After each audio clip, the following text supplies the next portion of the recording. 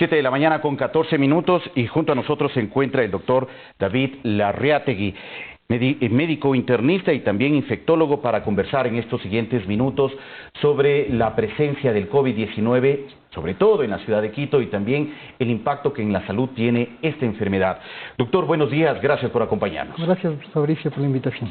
Muchas gracias. Bueno, hemos escuchado estas decisiones que se han tomado por parte de las autoridades. El presidente de la República ofreció una cadena nacional en la que dio a conocer que se llevará más estricto en la circulación en varios sectores de la ciudad: Panecillo, Chilibulo, Ecuatoriana y en el centro histórico, que son zonas donde sobre todo se han registrado mayor número de casos. Pero a más de ello, también se están tomando otras acciones para enfrentar el avance del COVID-19. ¿Medidas necesarias?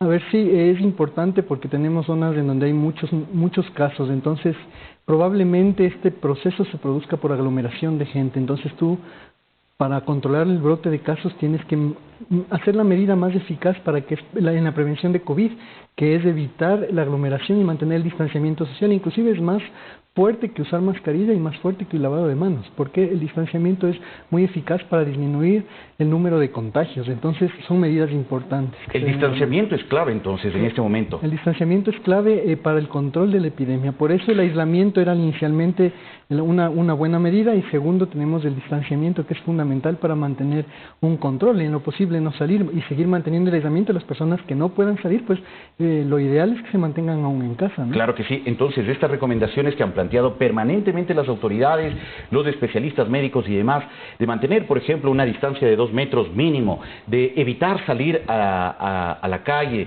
de mantenerse en sus casas, es fundamental en este momento donde se han registrado un incremento de casos muy importantes aquí en la capital del Ecuador. Es correcto, es decir, la mejor medida que uno puede tomar como paciente y como persona siendo considerado con la ciudad y con lo que está viviendo la ciudad es: si es que puedo mantenerme en casa, pues que me quedo, y si tengo que salir, pues evitar la conglomeración. Esa es una de las medidas más importantes.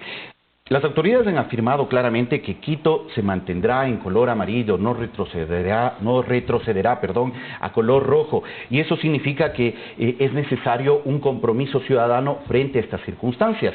Hay que tener en cuenta que hay una necesidad de reactivarnos, de poder trabajar, de retomar ciertas labores, pero también bajo estrictas medidas de bioseguridad y un compromiso social, un compromiso ciudadano firme que permita evitar o que evite el avance de la enfermedad. Este es el secreto. Así es decir, esta es una enfermedad que requiere la colaboración de la ciudadanía también, en lo posible, porque también si tú no puedes, si tienes que salir a hacer interacción social, obviamente si hay la necesidad de esta, pues yo debo mantener las medidas de aislamiento social. Esto es importante porque yo estoy previniendo que me contagie y obviamente contagiar a las personas que están en mi círculo familiar. ¿Cuál es la sensación de una persona que se contagia con COVID? ¿Cuál es el peor escenario de la persona que se contagia con COVID? Bueno, primero informar que en general los pacientes que se contagian de COVID hacen enfermedad leve, los que son menores de 50 años, 55 años. ¿La mayoría? Pero la mayoría hacen enfermedad leve e inclusive algunos asintomática. Pero el grupo más vulnerable es el grupo de la tercera edad. Este grupo es el que hace enfermedad grave. ¿Cómo se sienten? Es un proceso grave en donde rápidamente, tras unos pocos días de fiebre, malestar, un decaimiento muy importante, empiezan con una falta progresiva de aire. Esta falta progresiva de aire es tan importante que el paciente prácticamente se cansa al hacer cosas muy básicas, como por ejemplo bañarte, cambiarte de ropa. Siente dificultad para hablar, es decir, no puede hablar porque necesita hacer de aire, tiene que tomar aire con más fuerza. Entonces este es un punto en donde nosotros podemos identificar que un paciente tiene gravedad clínica. Tiene dificultad completa para respirar, casi se convierte en un trabajo imposible de cumplir, el hecho de respirar. Claro, y a eso le sumas que la oxigenación del cuerpo cae por límites muy alarmantes. Entonces los tejidos del cuerpo no pueden oxigenar bien y empieza a haber varias fallas, principalmente pulmonares, cerebrales, renales. Entonces todo esto es el proceso que genera el COVID, por un proceso inflamatorio severo en el pulmón. Bueno, en varios países de la región, debido al alarmante número que se está registrando de casos de COVID, al contagio que se está presentando también en población joven, han emprendido con campañas para generar conciencia en la ciudadanía sobre el riesgo y el peligro que enfrentamos frente al COVID. Si nos ayudan con un video desde la producción, podemos ver una de las campañas que está circulando con fuerza, por ejemplo, en Chile. Veamos de inmediato este experimento que hace esta prueba que hace este médico. Se tapa su nariz, se tapa la boca y solamente hace un pequeño agujero en su boca para que pueda entrar y salir aire. Eso es lo que siente más o menos el paciente de COVID-19. Sí, más o menos. Lo que pasa es que hay una afectación tal del pulmón que se llena de líquido que prácticamente la entrada de aire para que el paciente pueda respirar disminuye de manera drástica. Entonces tienes que hacer un esfuerzo, como ahorita está haciendo la persona en el video, es decir, imagínense, es como que respirábamos por un snorkel o por un sorbete todo el tiempo. Entonces, es como lo ha hecho este doctor en este video, ¿no? Ha hecho apenas un pequeño agujero, se ha tapado la nariz, la boca y por ahí trata de respirar. Esa es la sensación que tiene una persona enferma de COVID. Esa es la sensación que tiene una persona con COVID grave. Escuchemos un poco cómo se siente este señor. Realmente deprimente. Acepta en tu casa. A ver si piensas un poco mejor en exponer a tus hijos, a ti mismo, a tus papás, a tu familia, por andarte paseando en el centro. Bueno, esa es la recomendación que hace este médico chileno, ¿no? Él ha tratado de graficar cómo se siente un paciente de COVID al no poder respirar. Y ese es el principal problema. Hay muchas personas que ahora acá en Quito llegan con esos síntomas casi sin respirar y lamentablemente esos son los efectos de esta enfermedad. Sí, lastimosamente el COVID grave en personas con factores de riesgo es un proceso que genera una falta de aire muy importante que requiere primero altos niveles de oxígeno y segundo un ventilador mecánico y unidades de cuidado intensivo. Entonces ese es el problema que tú debes tener y tener precaución, porque nosotros los jóvenes literalmente podríamos ser asintomáticos, llevamos la enfermedad a casa, las contagiamos a nuestros padres y ellos son los que se van a poner graves en 1 o 2 semanas. Entonces esto es importante recalcar en la ciudadanía, no es por nosotros, es por nuestros padres, es por la salud de ellos y por las personas en riesgo de la casa. Claro que sí, sobre todo para esta población vulnerable que se encuentran no tan preparados para enfrentar una enfermedad de este tipo. Ahora, cuando alguien está atravesando y registrando este tipo de síntomas, dificultades severas para respirar, ¿cuál es el procedimiento médico? ¿Cómo se atiende a un paciente de COVID-19? Primero, los pacientes llegan en casi todos los hospitales de Quito, se han realizado, tanto públicos como privados, se han realizado áreas de captación de paciente respiratorio, es decir, el paciente no va a una sala normal, evidentemente pasa a una sala especial, que son zonas de respiratorio, algunos tienen carpas externas en los hospitales, como por ejemplo San Francisco, Solca, etcétera, tienen carpas por fuera, y otros tienen zonas específicas para recibir pacientes respiratorios, como el Hospital del IES Quito Sur, Hospital Metropolitano, Clínica Pasteur. Entonces, tienen zonas específicas para recibir pacientes. En estas zonas, tú recibes al paciente, le evalúas, principalmente evaluamos cómo está la monitorización de oxígeno en el cuerpo del paciente a través de una saturación o un análisis de los gases arteriales, y eso te define si un paciente tiene gravedad, además de un estudio de imagen y obviamente la historia clínica y los síntomas. Si el paciente está grave, ¿qué es lo que se debe hacer? Si el paciente ¿Inmediatamente está grave, se lo intuba? No, primero se coloca oxígeno y se ve si hay recuperación o si el pulmón puede tolerar con oxígeno. Recuerda que tenemos la bigotera, que es la canulita que nos colocan en la nariz, y la mascarilla grande, que es la que nos colocan en la boca para poder respirar. Si el paciente no logra llegar a niveles de oxigenación adecuados utilizando estos dispositivos y se ve deterioro del paciente, pues se procede a intubar. ¿En qué consiste esta intubación? Antes de su respuesta, veamos brevemente este siguiente video que nos muestra cómo es una persona intubada y cómo es atendida a través de una campaña también de concienciación que se lleva a cabo en Chile. Veámoslo brevemente. Ahí tenemos la imagen de un joven, esa campaña dice: joven, cuídate. Un médico bien protegido está ahí con un paciente con COVID-19 boca abajo, intubado, precisamente con una asistencia mecánica para poder respirar.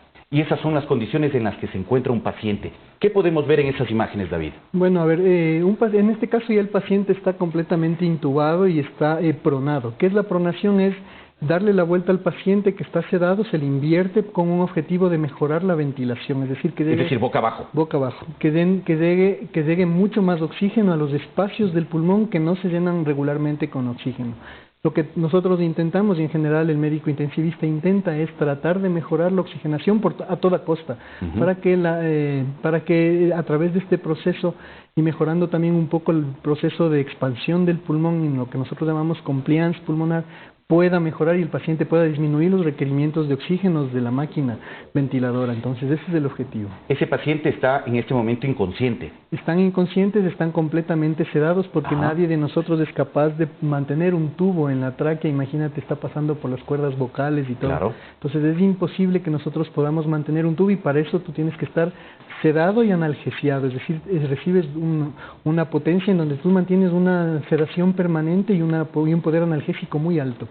Y por lo general, ¿qué tiempo pasa un paciente en esa condición cuando está con COVID? El tiempo promedio a nivel mundial son 10 a 12 días. Aquí 10 a 12 días en esa situación. 10 a 12 días en esa situación, y ese es el problema de la saturación de las unidades de cuidado intensivo. Tú tienes un paciente que llega a COVID grave, que va a pasar en este tipo de forma, es decir, sedado, intubado, pronado, va a pasar 2 semanas, imagínate. Entonces, por más que tengas 1000 camas de unidades de cuidado intensivo, vas a tener una estancia hospitalaria muy larga que te va a colapsar el sistema de salud. Y esto tiene ciertos efectos también en la salud.